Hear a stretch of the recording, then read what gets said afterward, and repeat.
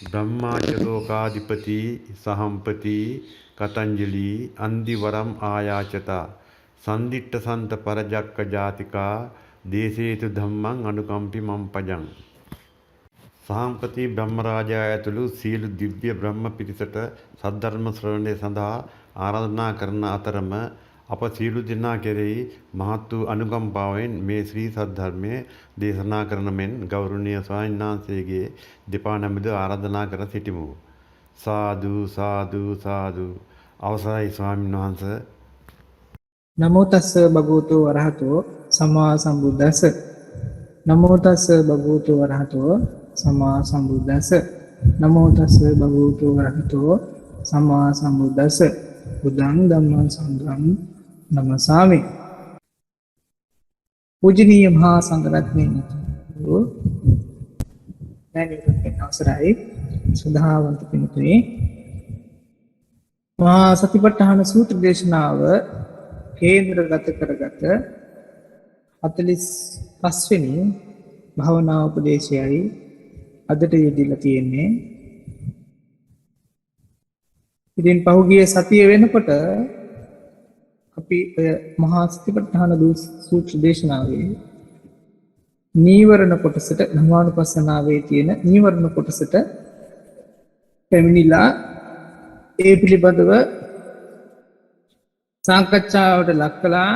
ඒ නීවරණයන් හඳුනා ගන්න කොහොමද සහ ඒ නීවරණයන් හඳුනා ගැනීම තුළ අපි ගාව තියෙන්න ඕන විශේෂ වෙච්ච කාරණාවන් මොනවද කියලා. ඉතින් අද දවස වෙනකොට මම විශ්වාස කරනවා අපි ඔය කියන නීවරණ කොටස ගැන එක්තරා විශේෂ විදිහේ දැනුමක් ලබාගෙන තියෙන්න පුළුවන්නේ. ඉතින් පුද්ගලිකව මට මගේ ජීවිතය තුළ භවනා මාර්ගයේදී ඔය කියන නීවරණයන් ගැන අවධානමක් වෙන එක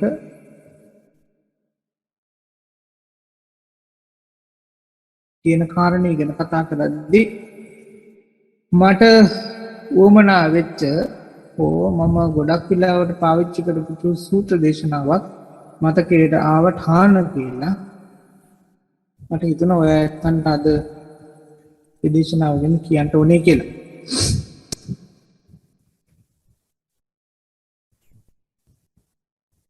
තථාගතයන් වහන්සේ දේශනා කරනවා පින්නතුනේ අපිට නීවරණ පහක් තියෙනවා කියලා. ඒ නීවරණ පස තියෙන වෙලාවට අපි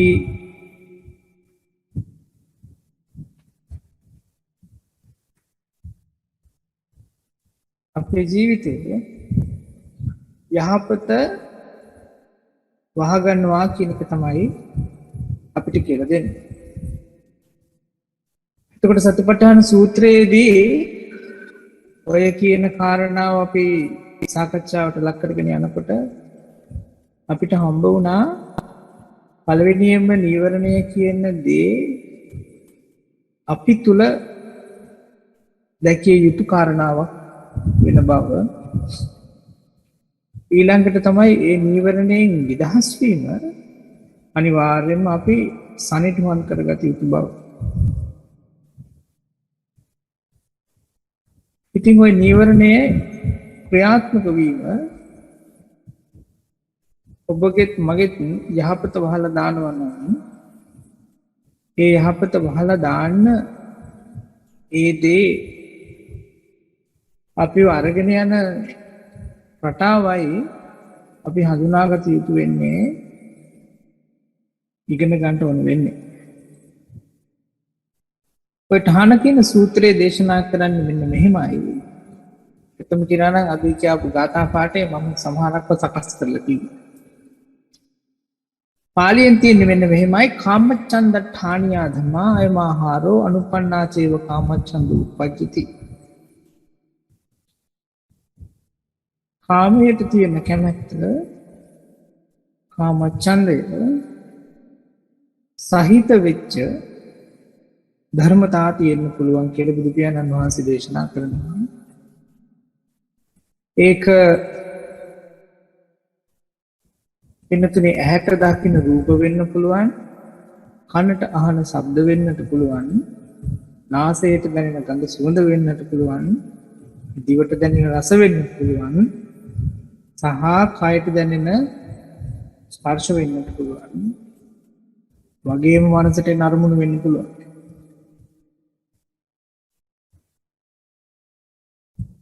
එවන් වූ කාමයට හිතයිසී වෙච්ච, කාමය වඩා වර්ධනය කරන්නට හේතු භූත වෙන කාරණා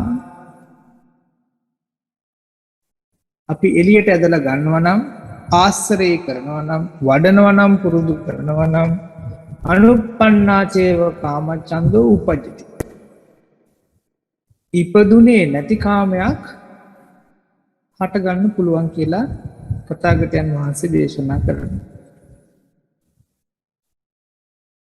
උපන්නස්ස කාමච්ඡන්தோ බිහියෝ භාවය වේපුල්ලාය සම්මුතිය. ඉපදුන නැත්තම් පවතින තියෙන කාමය, කාමයට වූ කැමැත්ත වැඩි දියුණු වෙන්න, වඩා වර්ධනය වෙන්න, පැතිරෙන්න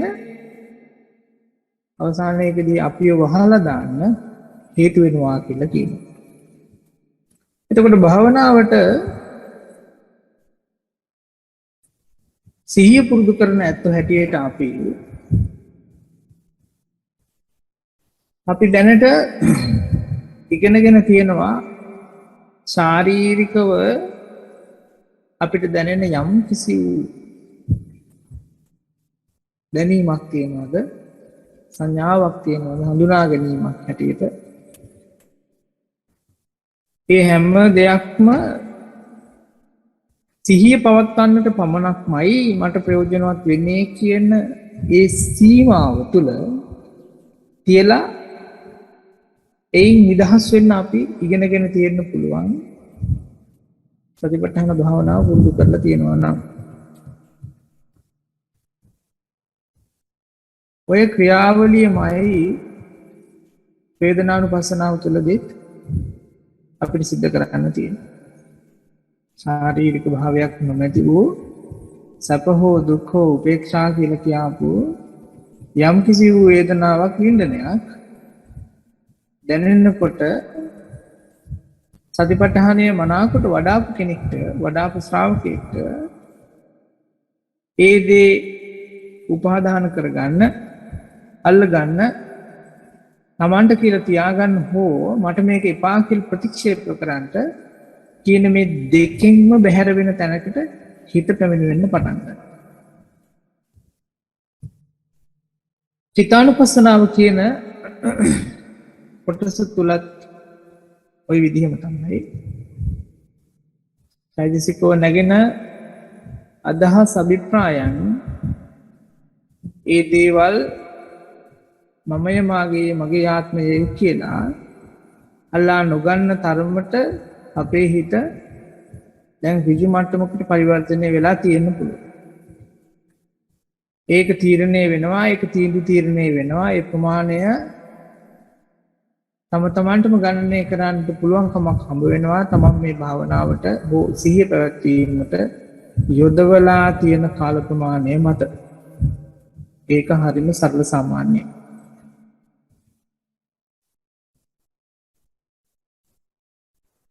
එතකොට ඔය කියන කාරණාවන් හැම එකකදීම පිනතුනේ අපිට මේ කාමච්ඡන්දය කියන එක තිබිලා තියෙනවා. හැබැයි ඒ වෙලාවල් වලදී අපිට අර ශරීරයේ කොටසක් එක්ක සම්බන්ධ වෙච්ච හන්දා මේ තියෙන්නේ කාමයකට වූ කැමැත්තක් කියන එකක් හරියට හඳුනා ගන්නට බැරිකමක් තිබුණා. ඔයත් මේකට එකඟ වෙයි මාත් එක්ක. ඒකයි අපිට සිද්ධ වෙන්නේ අපි එක්තරා දෙයක් ගැන හොයා බලාගෙන යනකොට තවත් මොකක් හරි දෙයකින් අරමුණක් මතුවෙද්දී අපිට අමතක මුල් අරමුණ මොකද්ද කියලා. පස්සේ යනවා වෙන අරමුණ. ඔක හරියට රණ එකක් මැද්දේ සපත්තු මාරු කරනවා වගේ වැඩක්. නැත්නම් ආශ්‍රය මාරු කරනවා වගේ වැඩක්. ඒකයි මම කිව්වේ කායනුපස්සනාව තුළ දැනෙන යම් කිසි වූ හඳුනා ගැනීමක් හෝ සටහනක් සංඥාවක් සිහියක් කියන දැනට දාගන්න පුළුවන් නම් දස්සය. හැබැයි ඒක දාගන්න කරදර කරන දේ මේ නීවරණයම තමයි. මෙවුවා ඒකයි මේ එහෙට මෙහෙට කරලා වෙනස් කරන්න බැරි. එකිනෙකට එක හා සමානව යන කාරණාවල් සමූහයක් වෙන්නේ ඒකයි. ඉතින් දැන් අපිට අවස්ථාව හම්බ වෙනවා භාවනාවේදී කාලයක් තිස්සේ අපි භාවනා කරන්නට යනකොට මනාප වෙච්ච කාරණාම වඩලා තියෙනවා නම් මනාප වෙන කාරණාම බලාපොරොත්තු වෙනවා නම් අපි ඒ කියන මනාපයක්ම හොයාගෙන යන තැනට හිත පරිවර්තනය වෙන්න පුළුවන්. ඕකේ ඔය මනාපයද මොකද්ද කියන එක අපි දාගන්න දෙයක්. ඕකට අපේකම කියන්න පුළුවන්, මගේකම කියන්නත් පුළුවන්. ආදරය, කාමය මොනවා හරි කමන්නේ. ඒව කියන්න පුළුවන්. ඒව අපි දාගන්න ඕනේ. හැබැයි මනස පැත්තෙන් හිත පැත්තෙන් එයා දන්නේ කාමයට කැමැත්තක් ඇති කර ගන්නවා කියන එක. ඉතින් යෝගාවචරයේට තමන් කරගෙන යන භාවනාව තුළ හම්බ වෙන්න පුළුවනි ඒ කියන කාමයට කැමැත්ත ඇති වූ කාරණා ඉඳලා වඩනවා නම් ඒ ටික යන්නේ ඒ ගොඩට තමයි. යම් වෙලාවකදී ඒ කාමයට තියෙන කැමැත්ත කියන ඒ ගොඩවල් සමූහය තුල තියෙන බර හෝ ප්‍රමාණය විශාලත්වය සිහිය සහ සම්පජඤ්ඤ කියන කාරණාවට තියෙන ප්‍රමාණය සහ බරට වඩා වැඩි වුණොත් එහෙම වුණොත් කාමච්ඡන්දය කියන එක අපිව පාලනය කරන්න පටන් ගන්නවා.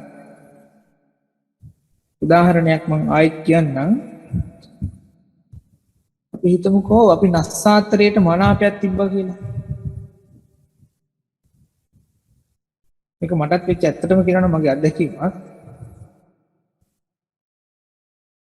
මොනවා හරි කාරණාවක් හින්දා අසවල් වූ විපත්තිය හෝ අසවල් වූ කාරණේ අසවල් වූ ප්‍රශ්නේ එයි කියලා අපේ ඔළුවට ගියා කියන්ට. ඔයත් හොඳට මතක් කරලා බලන්න පින්නතුනේ අපි මොන වැඩේ කර හිටියත් මොන කාරණාව සිදු කරමින් හිටියත් අර කියන නසාතරයට සමාන වෙච්ච අදහසට කිට්ටුවෙන් යන දෙයක් සිද්ධ වෙනකොටම අපේ හිතට අග්ගල් අපිට මතක් කරලා දෙනවා මේ යන්නේ අරකට හෝ මේ යන්නේ අර දෙය සිද්ධ වෙන්නේ. එහෙම කියලා. ඔයතන මේකේ අත්දැකීම් ඇති ඕනාවකට වඩා. මොකද මෙතනින් හැමෝම අපි පිළිගන්නවා මට වඩා වැඩි මහල්ලා ඉන්නේ වයසින්. අත්දැකීම් ඇති. ඔගේ ප්‍රශ්නේ මේකයි යම් වෙලාවකදී ඒ කියන අර අපේ හිතේ දෝංකාර දිදී තිබිච්ච දේ ඒ විදිහට වැඩිලා විපුල බවට මහත් බවට පරිවර්තනය වෙනහම අපිට නසාතරේ පිහිට පතන්න සිද්ධ වෙනවා. ඒකට හා කියන්න සිද්ධ වෙනවා. හෝ ඒ සිද්ධ වෙන්න දේ ඔක්කොම ඇත්ත තමයි කියලා පිළිගන්න සිද්ධ වෙනවා. අන්න එතකොට සතිපට්ඨානෙ නැත. එතකොට ධර්මය ගැන හිතන කල්පනා කරන බවක් නම් කොහෙවත්ම නැත. අන්න ඒ වගේ දෙයක් තමයි කාමයට තියෙන මනාපය අපේ භාවනා ගමන තුලදී යම් අවස්ථාවන් වලදී අපිට ඉස්මතු වේවි එක එක ආකාරයට. ද්වේෂය නැත්තම් ව්‍යාපාදේ කියලා කියන ප්‍රතික්ෂේප කිරීම භාවනා මාර්ගය තුලදී හෝ සාමාන්‍ය ජීවිතයේදී කාමයට තමයි විවිධ අවස්ථාවන් වලදී ඉස්මතු වේවි ඒ අනුසාරයට. එතකොට අර කායනුපස්සනාව සහ වේදනානුචිත්තානු කියලා කියන මේ අනුපස්සනා ටික මනාවකට වඩාපු කෙනෙක්ට නම් හැකියාවක් තියෙනවා අර දේ ඒකක්මයි කියලා හඳුනා ගන්න. ඔව් මේ කාමයට තියෙන කැමැත්ත තමයි මට මේ එළියට අරගෙන පෙන්වන්නේ කියලා තේරුම් ගන්න පුළුවන් තරමේ සිහියක් තියෙවි. හිතේ තැම්පත් බවක් තියෙවි. අර දේවල් වලට අපිට අත්දැකීමක් නැත්තම් කායනුපස්සනාව තුලින් මතුවෙන යම්කිසි හඳුනා ගැනීම සටහන්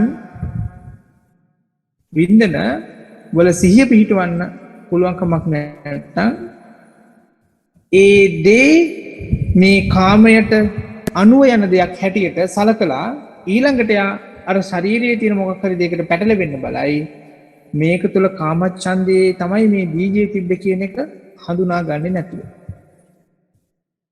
මේක හරිම සූක්ෂමයි අතම කියනවා නම් අපිට භාවනාව තුළ ඕනෑතරම් සිද්ධ වෙන දේවල්. භාවනාවට වාඩි වෙනවා යම් කිසි අවස්ථාවකදී බොහොම හොඳ මටසිරුට බවක් ඇති වෙන්න පුළුවන්. අපි ඕකට ඕනාට වඩා මනාප වෙනවා පණින. එතකොට අපේ මූලික කමටහන අපිට අමතකයි අරකට ගිහින් ඉන්නවා ටික වෙලාවක් යනකොට අපිට ඔය ප්‍රීතිය හා සුඛය හරි මොකක් හරි කියන එකේ නිමග්න වෙලා ඉන්නවා කියන එකට යන්න වුණාම තේරෙන්නේ නැහැ මොකද්ද කරන්න ඕනේ කියලා මූලික කමටහනත් අමතක හන්දා විගහාට නිදා ගන්න. එතකොට මේ එක නීවරණයකින් තවත් එකකට අපිව අරගෙන රැගෙන ගියා වගේ තත්ත්වෙකුයි පේන්න තියෙන්නේ. දකින්න තියෙන්නේ. ඉතින් පින්නතුනේ අපි අපේ භාවනා මාර්ගය තුල හෝ සාමාන්‍ය ජීවිතය තුල ඇහැට දකින කනට අහන නාසයට දැනගන්න ආදී වශයෙන් මේ ඉන්ද්‍රයන්ට ගෝචර වෙන අරමුණු ගන්නකොට බුදුරජාණන් වහන්සේ අපිට උගන්වන්නේ හඳුනා ගන්න කියලා. ඒවා කාමයකට අරගෙන යන අයුරක්ද තියෙන්නේ කියලා. තරහකට අරගෙන යන අයුරක්ද තියෙන්නේ කියලා. කම්මැලි කමකට අරගෙන යන අයුරක්ද තියෙන්නේ කියලා. හිතේ විසිරීමකට අරගෙන යන අයුරක්ද තියෙන්නේ කියලා. සහ සැකයකට අරගෙන යන අයුරක්ද තියෙන්නේ කියලා. අපිට මෙනෙහි කරන්න කියනවා වෙන කාගේවත් නෙවෙයි තමන්. එතකොට මේ කියන නීවරණයන් ක්‍රියාත්මක වීම අපිට සිත කය වචනය කියන තුන්දොර හරහාම සිදු වෙන්න පුළුවන්. උදාහරණයක් ඇටියට අමනාපය තියෙන වෙලාවට වෙන කාගේ හරිත් එක්ක යමනාපයක් තියෙන ගොඩක් වෙලාවට තමන් එක්ක අමනාපේ නැතුත් ඉන්නේ. ඒ වගේ වෙලාවට කෝපයක් කොහොම තියන්න පුළුවන් එක කොහොම තිබ්බනම් එහෙම අයම ආහාරෝ. ඒකත් ඉතින් ආහාරයක් තමයි අනුප්පන්නාචේව ව්‍යාපාදෝ උප්පජ්ජති. ඉපදිච්ච නැති ව්‍යාපාදයක් ඇති වෙන්න. ඉපදිලා තියෙන ව්‍යාපාදේ වියෝ භාවය වේපුලාය සංවත්තති. වැඩි දියුණු කරන්න. හා බොරුද? ඔක තමයි අතම කතාව. ඔයයන් අත්දැකීම් ඇති ඕනාවටත් වඩා. ඉතින් පින්නතුනි අපි හඳුනාගත යුතුයි ඒ කියන නීවරණය ඔය කියන නීවරණයන් අපිව වහලා දැම්මට පස්සේ තියෙන ප්‍රශ්නය තමයි ඒ නීවරණයට පුළුවන්කමක් තියෙනවා තමන්ගේ සහ බාහිර කෙනාගේ කියන දෙන්නගෙම යහපත සුභසිද්ධිය වහලා දාන්න. අනේ ඒකයි මේක තුල තියෙන ලොකුම ප්‍රශ්නාර්ථය. මේ දෙපිටිසේම තියෙන යහපත වහලා දාන්න තරමේ පුළුවන්කමක් නීවරණයට තියෙනවා. හැකියාවක් තියෙනවා. ඉතින් අන්න ඒක හන්දා තමයි අපි අපේ භාවනා මාර්ගය තුල සුළුසුළුෙන් හෝ සිහිය දියුණු කරගෙන කටයුතු ටික කරගෙන යනකොට මේ දේවල් වලට මේ කියන අභිලාෂයත් පොඩ්ඩක් එකතු කරගත යුතුයි. එහෙම වුණාම සාමාන්‍ය ජීවිතයේදී හරි Tamanට තේරෙන්න ගන්න පුළුවන් දැන් නම් මම මෙනෙහි කරන එක තියෙන්නේ අසවල් කාරණාවට නැත්නම් අසවල් පැත්තට යන විදිහට කියලා. එතකොට චිත්තානුපස්සනාව වඩලා තියෙන කෙනෙක්ට නම් එහෙම දෙයක් එන එක ඒ නීවරණයක් කියන තැනින් විතරක් නතර කරගන්න පුළුවන්. ඒ ඔස්සේම ගලාගෙන යන්න හිතන්නේ නැති. ඒක එතනින් දැකලා බැහැර කරලා දාන්න පුළුවන් කමක් තියෙනවා. ඉතින් මෙවන් වූ අවස්ථාවල් පින්තුනේ අපිට භවනා මාර්ගය තුළදී ඇතිවෙන්න පුළුවන් කමක් තියෙවි කියලා මම විශ්වාස කරනවා. ඉතින් කොහොම නමුත් අපි ඉගෙනගත යුතුයි භාවනා ගමනේදී අපේ හිත විස්තරීමට අරගෙන නම් යන්නේ. උදාහරණයක් ඇටියට අපි ශරීරයේ අරමුණුත් ගන්නවා නම්, වේදනාවේ අරමුණුත් ගන්නවා නම්, හිතේ අරමුණුත් ගන්නවා නම්, ශරීරයට බාහිර තියෙන අරමුණුත් ගන්නවා නම් අපි ආරාධනා කරලා තියෙනවා අපේ හිතට මේ විවිධාකාර අරමුණු ටික එක වෙලාවකදී නැත්නම් එක හා සමාන ආසන්න වෙලාවකදී ගන්නට කියලා. එතකොට මේ හිත පුරුදු කරවන්නේ එක හා සමාන වෙලාවකදී නැත්නම් බොහොම සුළු කාල පරිච්ඡේදයක් තුළ හිත තැන් කීපයකට දුවවන්න නේද කියන එක අපි හඳුනාගත යුතුයි. ඒකයි ඔයත්ගේ කමඨාන් වාර්තාවල් වලදී මම කිව්වේ ඒ වගේ ගොඩාක් දේවල් භාවිතා කරන එක නුමනා වෙන්න පුළුවන් කියලා. නමුත් හිත හැකිලිච්ච වෙලාවක නම් හිත හැංගිච්ච වෙලාවක නම් නිදි මතට වගේ ගිය වෙලාවක නම් හිත උලුපවා ගන්නට ඒ වගේ හිත උලුපවා ගන්නට හිත ක්‍රියාත්මක කරව ගන්නට ආලෝකමත් කර ගන්නට අපිට අර වගේ හිත දුවවන දෙයක් සිද්ධ කරන්න සිද්ධ වෙනවා වෙන්නත් පුළුවන්. ඒක ඉතින් ඥානවන්තයන්ට අදාළයි. කල්පනා කරලා තේරුම් අරගෙන සිද්ධ කරන්න ඕන කාරණාවක්. ඉතින් ඔන්න ඔය කියන කාරණාව තමයි පින්නතුනේ අද මට ඔය අතන්ට කියන්න ඕනකම තිබ්බේ. මේ නීවරණ කියන එක අපේ ජීවිත වහලා දාන්නේ එක පාරටම නීවරණය ඇවිල්ලා දඩෝම් ගාලා අපිව සම්පූර්ණ පරිවර්තනය කරනවා නෙවෙයි. කාලයක් තිස්සේ වැඩෙන එකකුයි මේ සිද්ධ වෙන්නේ. අපේ ජීවිතවල හැදෙන ප්‍රශ්න වුණත් බලන්නකෝ. කාලයක් තිස්සේ හිතේ තිබිච්ච චූටි කාරණාවන් වලට අපි හරියට උත්තරයක් සැපයුවේ නැතිනම් හෝ ඒ දේ අපි හරියට විසඳාගත්තේ නැත්නම් සුදුසු අවස්ථාව ආපුහාම ඒක අපිව පුදුමාකාර විදිහේ යට කිරීමකට යට කරලා දාලා දෙපිරිසටම දෙපාර්ශ්වයටම නැත්නම් ඉන්න හැමෝටම ප්‍රශ්නයක් ඇති කරන විදිහේ කාරණාවක් බවට පරිවර්තනය වෙනවා. එතකොට ඒ එක්තරා ප්‍රශ්නයක් ඇති වෙන්න තියෙන කාරණාවක් ගැන අපිට මෙනෙහි වෙනකොට අපි තේරුම් ගත්තා නම් මේ නම් යන්නේ ව්‍යාපාදයටයි කියලා අන්න ආහාරය කියන එක හඳුනාගත්තා. ඒ හඳුනා ගැනීම තුලම තමයි ඒ ආහාරය දෙන්නේ නැති තැනට අපේ හිතපත් වෙන්නේ. ඒකයි මේ ශාසනයේ තියෙන සුවිශේෂත්වය. අපි මේ දේ හඳුනා ගන්න ප්‍රමාණය මත ඒ දෙයින් අපිව නිදහස් වීම සිද්ධ වෙනවා, තීරණය වෙනවා.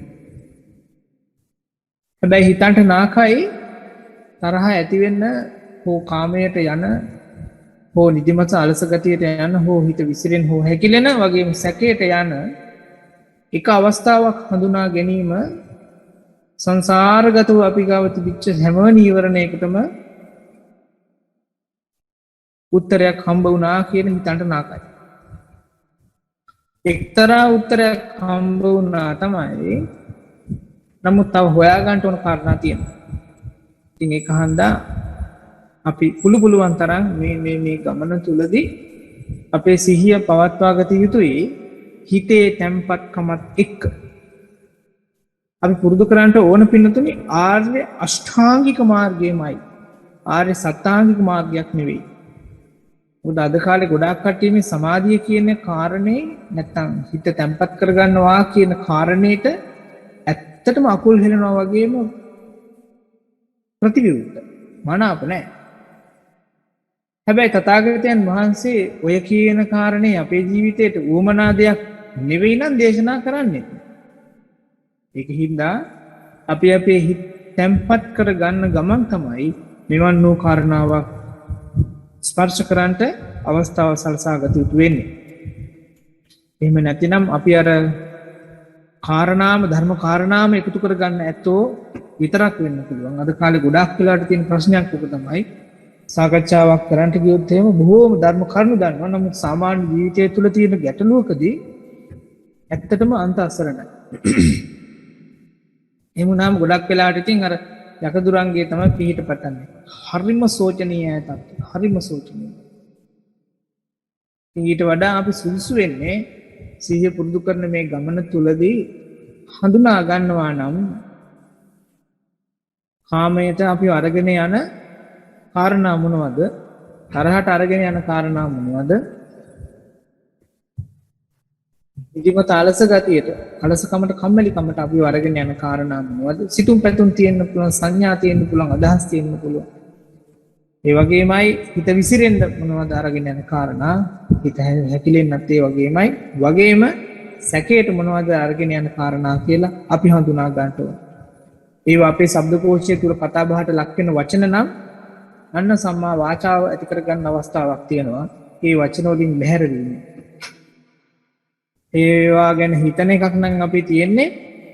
එහෙනම් ඒ සිතීම තුළ තියෙන්නේ අර මිච්ඡා සංකප්පයට යෑමක් නම් එහෙනම් අපිට උන් අවස්ථාවක් තියෙනවා සම්මා සංකප්පයට යන්න. ඒ ආදී වශයෙන් කියන්නේ අපි අපේ ජීවිත නිවැරදි මාර්ගයට හසුරුවා ගැනීමමයි සතිපට්ඨානය තුළින් බුදුරජාණන් වහන්සේ මේ අපිට උගන්වන්නේ. එතකොට මේ කියන ගමන සීමා සහිත වෙන්නේ නැහැ භාවනා මෙට්ටේටම අද වෙනකොට. මේ කියන නීවරණයන් හඳුනා ගැනීම කියන කාරණේ සීමා සහිත වෙලා නැහැ භාවනා මෙට්ටේට පමණක්ම හෝ සක්මන් මළුවට පමණක්. මේක අපිට සාමාන්‍ය ජීවිතයේදී පුදුමාකාර විදිහට ප්‍රයෝජනවත් වෙන සාමාන්‍ය ජීවිතයේදී පුදුමාකාර විදිහට අපිට මුහුණ පාන්නට සිද්ධ වෙන කාරණාවක් බවට පරිවර්තනය වෙලා තියෙනවා. ඒක ඔයත් හොඳට දන්න. එතකොට බයන පින්නතුනේ ඊට කලින් අපිට අර අනුපස්සනා අනිත් ඒවා කරනකොට එක්තරා වෙලාවකට අපිට උමනා වුණා එක්තරා ඉරියව්වක්ම භාවිතා කරන්න. නමුත් දැන් ධම්මානුපස්සනාව කියන කොටසට එද්දී අපි සාමාන්‍ය ජීවිතයට චුට්ට සම්බන්ධ වෙමින් පවතිනවා. මේ සාමාන්‍ය ජීවිතය තුලක් තියෙන දුක් ගැහැට වලින් ජීවිත ප්‍රශ්නයෙන් නිදහස් වෙන්න තියෙන ක්‍රම උපායන් ටික අපි මේ ඉගෙන ගන්න පටන් ගන්නවා. අන්න ඒ ඉගෙන ගැනීම තුලයි දුකෙන් නිදහස් වීමේ ක්‍රමය අපිට හම්බ වෙන්නේ. ඉතින් ඔන්න ඔය කියන කාරණාවයි මට අද ඔයත්ගේ හිතේ තියන්න ඕනකම තිබ්බේ. ඉතින් අද කියලා දුන්න කාරණාව තුලනොත් ඔයත්ගේ ජීවිතය තුල දුක මේකයි, දුකෙන් නිදහස් වෙන ක්‍රමය මේකයි කියලා අදහසක් ඇති වුණා නම් වචනවන් සාදු ඒසේ වේවා. දුකෙන් නිදහස් වීමේ හැකියාව ඔයත්න්ට සැලසේවා කියලා මම බලාපොරොත්තු වෙනවා. සිද්ධ නාටම තිරුවන් සරණයි. අන්දමයන් ධම්ම කථාය සාදුකං දදාමසේ සාදු සාදු සාදු අනුමෝදාමි.